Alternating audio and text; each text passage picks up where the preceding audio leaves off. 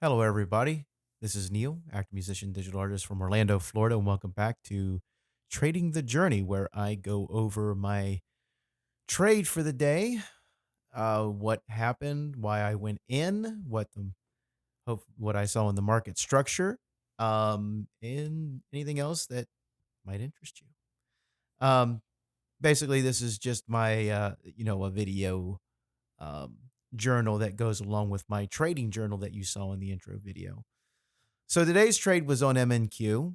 My bias was long based on the market structure I saw on the daily chart. The overnight action was grinding up, and you can see where I am marking my pre-market highs and lows um, for the day, so I know where key levels are. And those are the key levels that I tend that I will watch um, that help form my entry as far as my trades go. I have a couple of trades that I follow that I got off of another uh, somebody who knows more about the market than I do, and trading plans that I resonate with. So on this trade, I saw that after when it hit the overnight, it just totally grinded up. So immediately I was thinking, okay, this thing's going to go long, with probably a pullback at some point. Um, and you can see on here, of course, a couple of days ago, it did go down, and then we have this grind up, and I could see the trend, and you can see I'm going over, looking at the structure on the daily chart. So I'm always looking at what the structure is and to help form my bias. And you can clearly see that while it made a lower high, it did make a higher low. Um, and so I'm thinking, okay, up. So I didn't notice anything out of the ordinary, um, but it did, in a way, break structure in that grind up. I had um, saw what the uptrend was. It did break below that uptrend at some point, but that didn't change my bias. It was only short term. So you'll see here in a couple of minutes the actual trade. I'm just waiting for the market to open so I can see if there's any rubber banding going on, like I did see some previous days here. Um, when I was watching it, I was being patient, waiting for my opening, and with the fences trade, of course, wait for a wait for a candle to close outside the fence. I use the 5 minute chart. And once I get my high and low of the 5 minute candle, then I wait for a candle to close outside of that range. And then I wait for a retest. These, that, um, and with a power bar, of course, there is a bar that originates from the 20 SMA, which is the blue line you see on the screen. And there's a 9 SMA that is kind of a guide that goes with that. But the 20 SMA is that line that that basically shows the direction. Um, and both of those trading strategies I got off a guy named Steven Adams. You can go to his channel called Trade the Edge or Trading the Edge. I can't remember exactly. But you can look it up and you'll be able to look at his videos and see what he's talking about. He explains it much better than I do, and he offers for free, of course, um, the trading plan on documents. So I don't take any credit for coming up with this at all. So here we go. Um, you can see we're much closer to the previous day high. Um, but at some point in that day, it's going to test that pre-market low.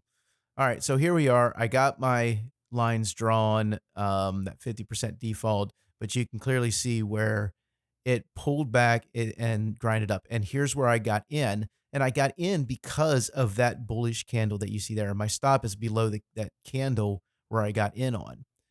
Um, so I'm getting my uh, level set where I want to take my profits at. I didn't notice any rubber banding, but like I said, it did pull back. It took out the previous day high, and then it pulled back before it held above the pre-market highs. So it fits the plan because one, buyers kept coming in, especially at the open, and you see that long wick that took out the pre-market. It took out everybody at the pre-market low. So that long wick, um, that long wick gave me confidence that this was going to go higher. All right. Um, the setup was the power bar in this, and within that, of course, was the fences trade. You can actually see on this the retest. I hit that pretty much right on the mark. This bearish candle I thought was going to take me out. It didn't. It just came right back up, and I was thinking continuation, um, because of how buyers came back in on that candle. So I was thinking continuation. Um, and if I took the fences trade, I still would have been I probably would have gotten a slightly better price if I had gone in on this bear candle. Um, but the confirmation, of course, to go in was the continued bull candles that you see there, with the buyers coming in. I felt the setup was clean, and the setup was too good to pass up. So I went in, got my stop, minimized as much risk as I could. You can see that 9 EMA was just grinding up, and I could have in sometimes I'll use that to move my stop, to take to take profits once it reaches a certain level. But in this case, you can see that the market came back. Um, but I made sure to stick to every rule that I had according to the trade. The trade lost, rules were adhered to. Market turned, stopped me out, came back, then turned back and went down even further. It gave a fence trade to the downside that would have been a 1-to-1 win. Um, but then afterwards, when it turned back up, it um, it continued to grind and make new highs. So my bias was, based on what I saw in the structure, my bias was there. Uh, so, but as you can see, this thing, it fought, but the Bears ended up winning. I still feel that this was a good trade. I still feel that, that the setup was there. And I didn't hesitate at all. It's something that I've been working on. I've been only taking one trade a day for the last couple of months. Um, the first 20 days I was strict on that one trade a day rule because I didn't want to get into the habit of over trading. Before that, before I started doing that, I was over trading and losing a lot, and I had to get it under control because I was getting emotional as well.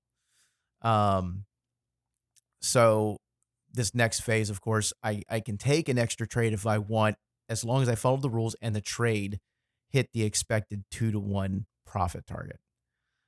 Here's the candle that took me out, and that was that.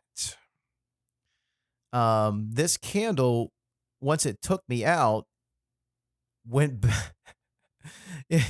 um, you know, this was the turn really. Um, that's the reversal pattern. The where I went on, that was mostly kind of a reversal pattern that happened.